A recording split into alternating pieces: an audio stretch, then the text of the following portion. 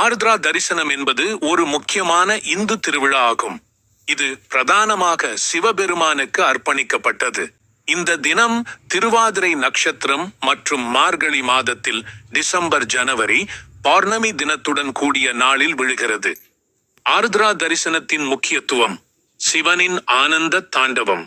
இந்த நாளில் சிவபெருமான் கோயில்களில் நடராஜர் ரூபத்தில் திருவிளக்கினால் சாமி திருவீதி உலா நடைபெறுகிறது.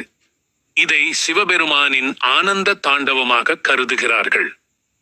ஆன்மீக முக்கியத்துவம்: ஆருத்ரா தரிசனம் பக்தர்களுக்கு சிவபெருமானின் கருணை மற்றும் ஆன்மீக வாழ்வின் அர்த்தத்தை கற்றுத்தருகிறது. நவதானியங்களின் சமர்ப்பணம்: பக்தர்கள் இதே நாளில் களி மற்றும் கொசமங்கை எனும் சிறப்பு உணவுகளை பகவானுக்கு சமர்ப்பிக்கிறார்கள். நடராஜர் வழிபாடு: சிறப்பு பூஜை, அபிஷேகம் மற்றும் ஆராதனைகள் நடந்து நடராஜரின் திருவீதி உலா மூலம் பக்தர்களுக்கு தரிசனம் கிடைக்கிறது. ஆருத்ரா தரிசனம் சிதம்பரம் திருக்கோவிலில் மிகவும் பிரசித்தி பெற்றது. ஏனெனில் இது சிவபெருமானின் தாண்டவத்தை பிரதிபலிக்கும் திருத்தலம்.